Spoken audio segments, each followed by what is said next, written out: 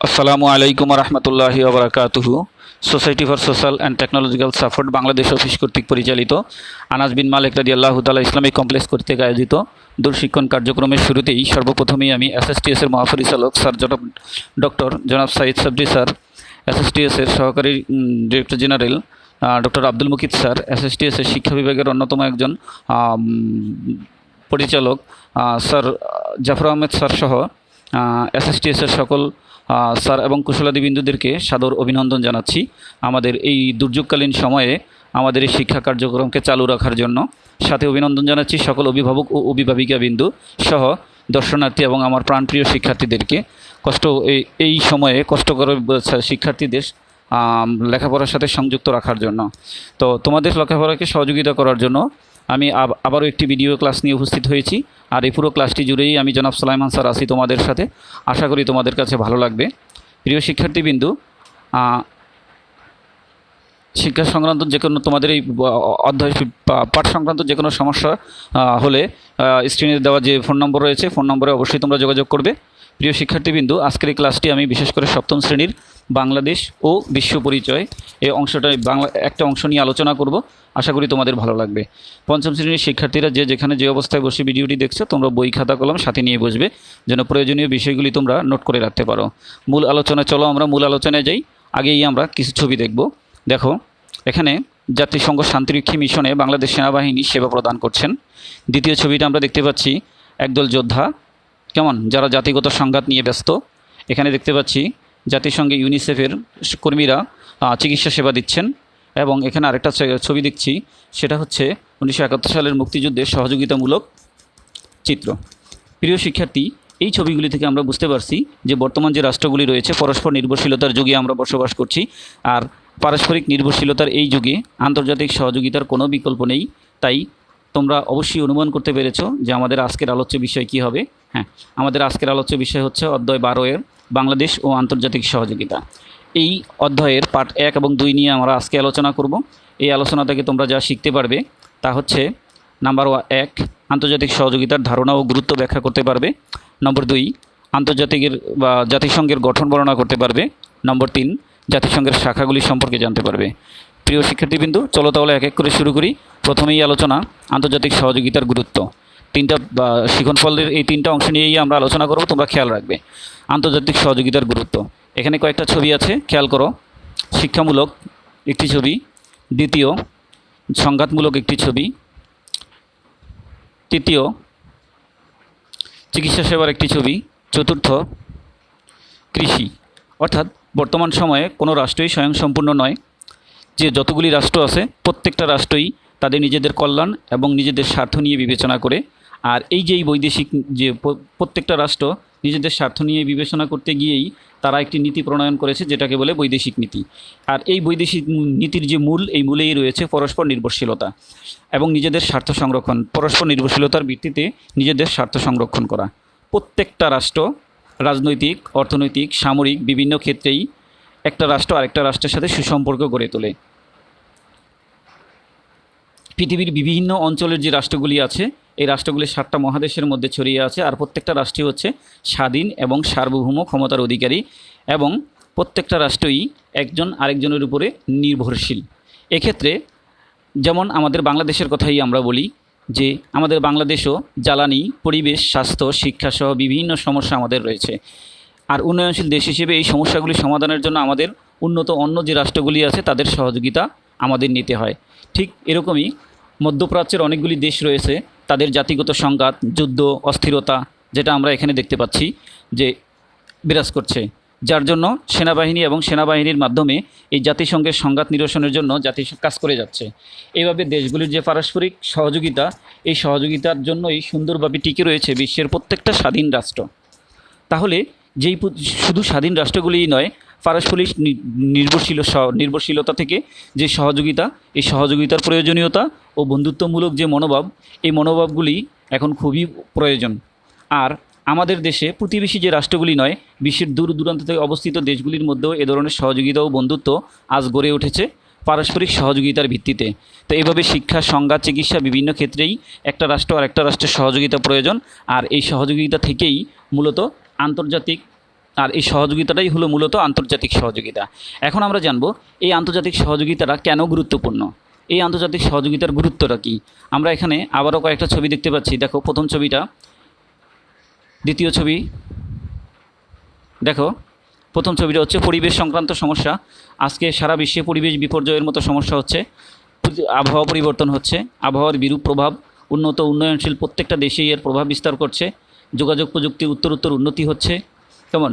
এরপরে তোমাদের দারিদ্রতার হার দিন দিন বৃদ্ধি পাচ্ছে। আমাদের অর্থনীতি ক্রমশ কোনো দেশের অর্থনীতি ডেভেলপ হচ্ছে, কোনো অর্থনীতি আস্তে আস্তে নিচু হয়ে যাচ্ছে এবং নিরক্ষরতার সমস্যা দূর করার জন্য কাজ করে যাচ্ছে।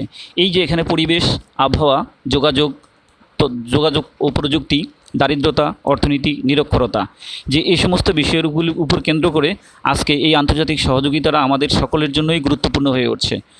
কারণ প্রত্যেকটা রাষ্ট্রই বর্তমান যুগে যে রাষ্ট্রগুলি পরস্পর নির্ভরশীল, এই নির্ভরশীলতার এই যুগে আন্তর্জাতিক সহযোগিতার কোনোই বিকল্প নাই।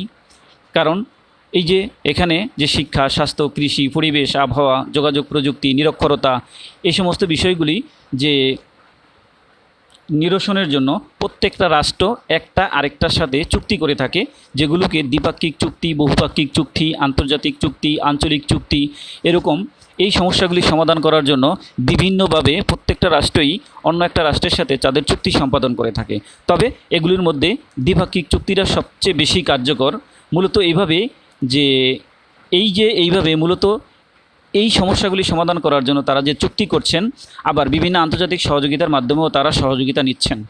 তো মূলত নিজেদের প্রচেষ্টার পাশাপাশি এই যে আন্তর্জাতিক সহযোগিতা, এই আন্তর্জাতিক সহযোগিতার মাধ্যমে বিশ্বের দেশগুলোই তাদের অভ্যন্তরীণ যে বিভিন্ন সমস্যা, এই সমস্যার সমাধানের চেষ্টা করে।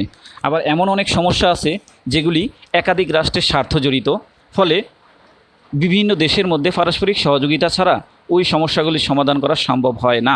আর এজন্যই বিশ্বে আন্তর্জাতিক সহযোগিতার উপর যথেষ্ট গুরুত্ব আরোপ করা হচ্ছে।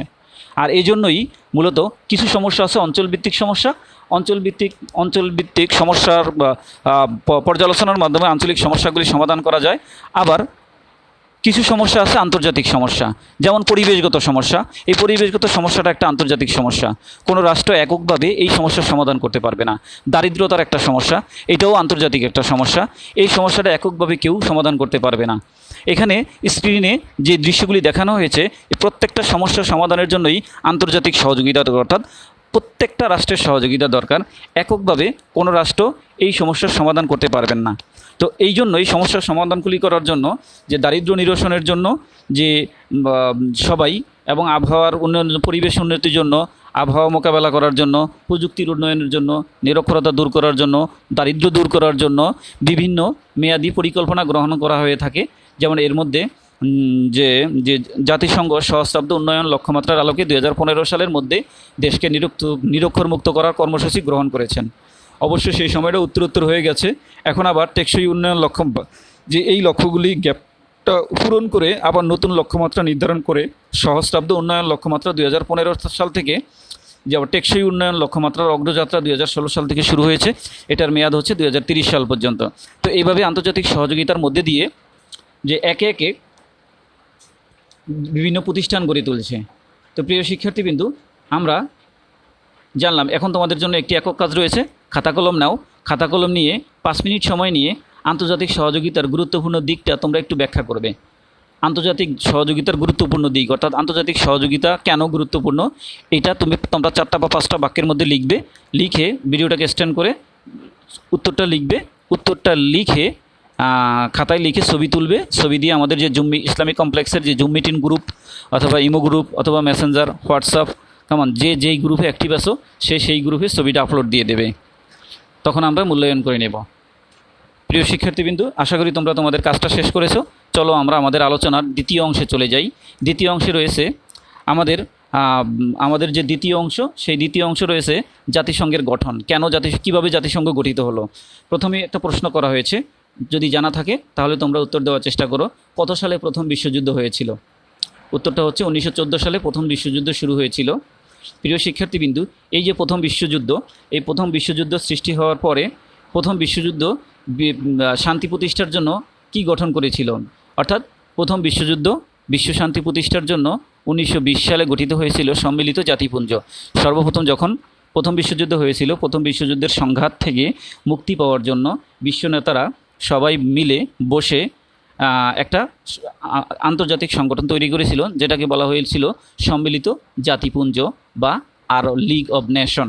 এই লিগ অব নেশন গঠন করা হয়েছিল, কিন্তু বিশ্ব নেতাদেরই স্বার্থপরতার কারণে, স্বার্থসিদ্ধির কারণে এই লিগ অব নেশন বেশি দূর এগোতে পারেনি। এরপরে আবার শুরু হয়েছে আরেকটি যুদ্ধ, অর্থাৎ দ্বিতীয় বিশ্বযুদ্ধ। 1939 সালে আরেকটি যুদ্ধ শুরু হয়েছিল, যেই 1939 সালে যুদ্ধ যখন সংঘটিত হয়েছিল, সেই যুদ্ধে লক্ষ লক্ষ মানুষ নিহত হয়েছিল। এই লক্ষ লক্ষ মানুষ নিহত হওয়ার কারণে যে বিশ্বের নেতারা আছে, এই বিশ্বযুদ্ধের কারণে বিশ্বের নেতারা হতবাক হয়ে যায়। বিশ্ববাসী অনুভব করে মানব কল্যাণের জন্য যুদ্ধকে পরিহার করতে হবে। এভাবে দ্বিতীয় বিশ্বযুদ্ধের ধ্বংসলীলা পরবর্তী বিশ্বব্যাপী শান্তি প্রতিষ্ঠার প্রত্যাশায় প্রতিষ্ঠিত হয় জাতিসংঘ। আর এই জাতিসংঘ প্রতিষ্ঠার পেছনে যেই দুইজন ব্যক্তির বলিষ্ঠ উদ্যোগ নিয়েছিলেন, তাদের মধ্যে একজন হচ্ছে ব্রিটিশ প্রধানমন্ত্রী উইনস্টন চার্চিল, আরেকজন হচ্ছে মার্কিন যুক্তরাষ্ট্রের তৎকালীন প্রেসিডেন্ট থিওডোর রুজভেল্ট। এই উইনস্টন চার্চিল এবং থিওডোর রুজভেল্ট এই দুইজনের প্রচেষ্টায় 1945 সালের 24শে অক্টোবর প্রতিষ্ঠা লাভ করে বর্তমানের যে আন্তর্জাতিক সংগঠন জাতিসংঘ। প্রিয় শিক্ষার্থীবৃন্দু, আর জাতিসংঘ যখন প্রতিষ্ঠিত হয়েছিল তখন প্রতিষ্ঠাকালীন সদস্য ছিল 51টি, আর বর্তমানে জাতিসংঘের সদস্য রাষ্ট্র হচ্ছে 193টি। জানলাম আমরা জাতিসংঘ গঠনের পটভূমিটা। এ পর্যায়ে তোমাদের জন্য একটি একক কাজ রয়েছে, এখানেও তোমাদের জন্য 5 মিনিট সময় রইল। প্রশ্ন উত্তরগুলি চেষ্টা করে দেখো তোমরা পারো কিনা। প্রথম প্রশ্ন, কত বছরের ব্যবধানে দুটি বিশ্বযুদ্ধ সংঘটিত হয়েছিল? অবশ্যই শুরুতেই আছে, অর্থাৎ 25 বছরের ব্যবধানে দুইটা বিশ্বযুদ্ধ সংঘটিত হয়েছিল। নম্বর 2, প্রথম আন্তর্জাতিক কোন সংস্থাটি গঠিত হয়েছিল? সর্বপ্রথম আন্তর্জাতিক সংস্থা হিসেবে গঠিত হয়েছিল সম্মিলিত জাতিপুঞ্জ বা লিগ অফ নেশন। এরপরে কখন জাতিসংঘ প্রতিষ্ঠিত হয়েছিল? উত্তরটা আমি বলেছিলাম, হয়তোবা মনে আছে, 1945 সালের 24শে অক্টোবর। আমি যে বলে দিয়েছিলাম, আশা করি অবশ্যই স্মরণ আছে। এবার ভিডিওটাকে এক্সটেন্ড করে প্রশ্ন 3টার উত্তর লিখো, উত্তর লিখে ছবি তুলে গ্রুপে জমা দাও। আশা করি কাজটা শেষ করেছো। ধন্যবাদ তোমাদের কাজটা শেষ করার জন্য। চলো আমরা আমাদের আলোচনার পরের অংশে চলে যাই। এ পর্যায়ে আমরা জানবো আমাদের আলোচনার তৃতীয় অংশ, অর্থাৎ জাতিসংঘের শাখাসমূহ। প্রিয় শিক্ষার্থীবিন্দু, জাতিসংঘের গঠন, জাতিসংঘ যেভাবেই গঠিত হোক, এই জাতিসংঘ তার কার্যাবলীকে সম্পাদন করার জন্য এর 6টা শাখা রয়েছে, যে 6টা ভাগে ভাগ করে কাজগুলিকে এই 6টা শাখা বা ভাগের মধ্যে ভাগ করে দিয়েছেন। প্রথমটা হচ্ছে সাধারণ পরিষদ, নম্বর 2 সচিবালয়, নম্বর 3 ওসি পরিষদ, নম্বর 4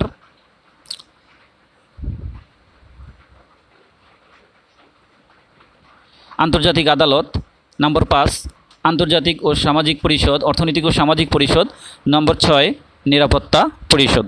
প্রিয় শিক্ষার্থীবৃন্দু, আমরা এক এক করে এই 6টার বিস্তারিত একটু জানব।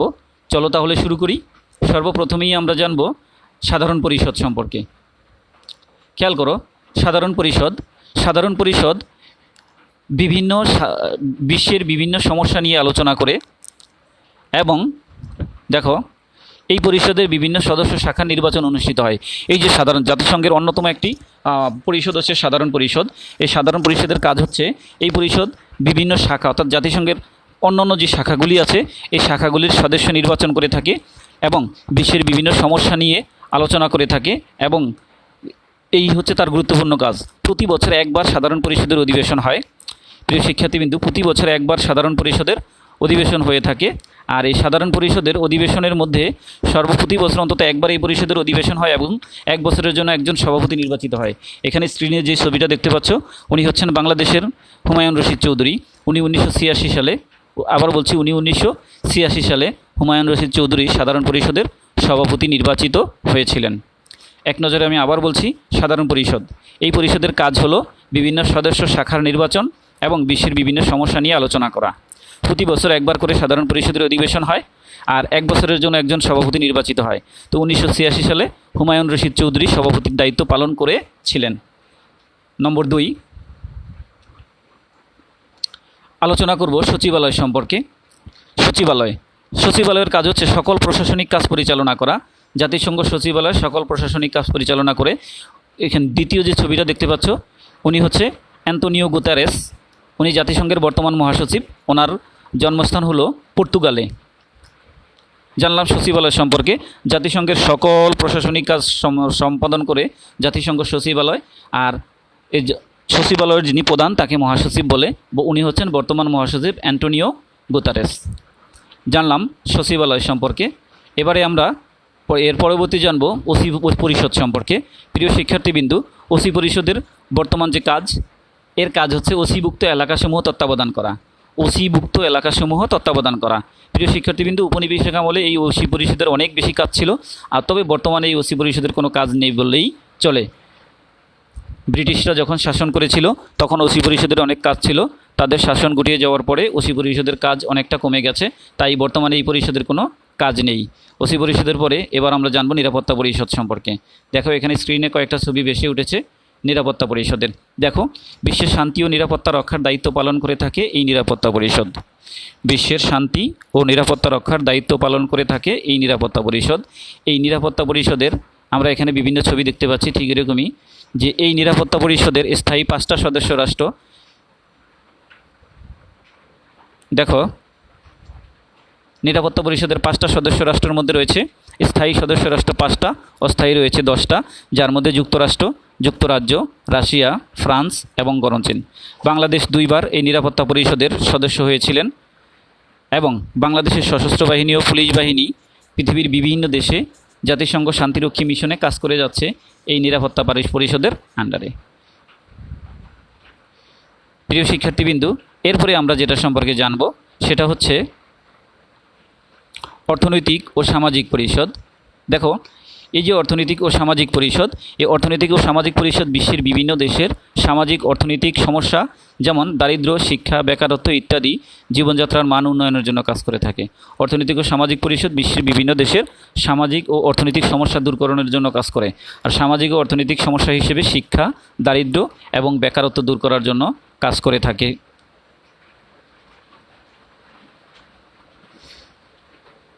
এরপরে আমরা জানব আন্তর্জাতিক আদালত সম্পর্কে।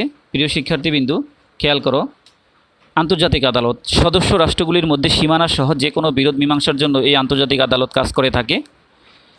আবার বলছি, সদস্য রাষ্ট্রগুলির মধ্যে সীমানা সহ যে কোনো বিরোধ মীমাংসার জন্য, সদস্য রাষ্ট্রগুলির মধ্যে সীমানা সহ যে কোনো বিরোধ মীমাংসার জন্য আন্তর্জাতিক আদালত কাজ করে থাকে। 2012 সালে বঙ্গোপসাগরে সমুদ্র সীমা নিয়ে মিয়ানমারের সাথে বিরোধের রায় বাংলাদেশের পক্ষে আছে। সেখান থেকে বাংলাদেশ অর্থাৎ 200 নটিক্যাল মাইল পর্যন্ত অর্থাৎ সমুদ্র সীমার অধিকার লাভ করে। জানলাম আন্তর্জাতিক আদালত সম্পর্কে। তাহলে জাতিসংঘের 6টা শাখা সম্পর্কে আমরা জেনে নিলাম সংক্ষেপে। এবার তোমাদের জন্য 5 মিনিটের জন্য একটি জোড়াই কাজ রয়েছে। জোড়াই কাজটা তো হয়তো একা করা সম্ভব হবে না, তাই জোড়াই কাজটাকে তুমি একক কাজ হিসেবেই তুমি করবে এবং ছবি তুলবে, তারপরে গ্রুপে দেবে। কাজটি হচ্ছে জাতিসংঘের গঠন সম্পর্কিত উল্লেখযোগ্য ঘটনাগুলির একটা সংক্ষিপ্ত রচনা তৈরি করবে। অর্থাৎ জাতিসংঘ গঠনের পিছনে কোন কোন ঘটনা রয়েছে রচনা আকারে সংক্ষেপে লিখবে, লিখে গ্রুপে ছবি তুলে জমা দেবে। 5 মিনিট সময় ভিডিওটাকে এক্সটেন্ড করে নেবে। কাজটা শেষ করে পরের অংশে চলে যাবে। এবার রয়েছে তোমাদের জন্য পাঠ সংযোগ। প্রিয় শিক্ষার্থীবিন্দু, পাঠ সংযোগে তোমরা তোমাদের বইয়ের 111 পৃষ্ঠা খুলো। 111 পৃষ্ঠা থেকে 114 পৃষ্ঠা পর্যন্ত গভীর মনোযোগ সহকারে আজকের আলোচনাটুকু পড়ো এবং মিলিয়ে নাও। যদি বুঝতে অসুবিধা হয় কমেন্ট বক্সে জানাও, অবশ্যই উত্তর দেব। এখানে তোমাদের জন্য 10 মিনিট সময় রইল। ভিডিওটাকে এক্সটেন্ড করে 10 মিনিটে বা 15 মিনিট সময় নিয়ে ভালো করে পড়বে, পড়ে এরপরে ভিডিওটা চালু করবে। ধন্যবাদ সকলকে। এবার আসছি মূল্যায়নের জন্য কয়েকটা প্রশ্ন আছে। প্রথম প্রশ্ন, আন্তর্জাতিক সহযোগিতা কাকে বলে? দ্বিতীয় প্রশ্ন, কয়েকটি আন্তর্জাতিক সহযোগিতা সংস্থার নাম লেখো। তৃতীয় প্রশ্ন, আন্তর্জাতিক সহযোগিতার ক্ষেত্রগুলোর নাম লেখো। চতুর্থ প্রশ্ন, সম্মিলিত জাতিপুঞ্জ কত সালে গঠিত হয়েছিল? পঞ্চম প্রশ্ন, কোন 2 বিশ্ব নেতার উদ্যোগে জাতিসংঘ প্রতিষ্ঠিত হয়েছিল? সর্বশেষ ষষ্ঠ প্রশ্ন, জাতিসংঘের বর্তমান মহাসচিবের নাম কি? আজকের আলোচনার মধ্যে প্রত্যেকটা প্রশ্নের উত্তরই তোমরা খুঁজে পাবে। প্রশ্নের উত্তরগুলি লেখার চেষ্টা করো। প্রশ্নের উত্তরগুলি লিখে ছবি তুলে গ্রুপে জমা দাও। না পারলে কমেন্ট বক্সে জানাও অথবা স্ক্রিনে দেওয়া নম্বরে সরাসরি ফোন করো। এবারে তোমাদের জন্য বাড়ির কাজ রয়েছে। বাড়ির কাজটি লিখে নাও। বাড়ির কাজ হচ্ছে জাতিসংঘ গঠন সম্পর্কিত উল্লেখযোগ্য ঘটনাগুলি নিয়ে একটি সংক্ষিপ্ত রচনা তৈরি করো। জাতিসংঘের গঠন সম্পর্কিত উল্লেখযোগ্য ঘটনাগুলি নিয়ে একটা রচনা তৈরি করো। রচনা তৈরি করে তোমরা যারা ইসলামী কমপ্লেক্সে রয়েছো তারা গ্রুপে জমা দিবে, এবং যারা দূরে রয়েছো তারা তোমাদের কাছে জমা রাখবে। জমা রেখে স্কুল চালু হলে তোমাদের বিষয়ভিত্তিক শিক্ষককে দেখাবে। এতক্ষণ সাথে থাকার জন্য সকলকে ধন্যবাদ। সবাই ভালো থাকবে, সুস্থ থাকবে, এই শুভকামনায় আল্লাহ হাফেজ।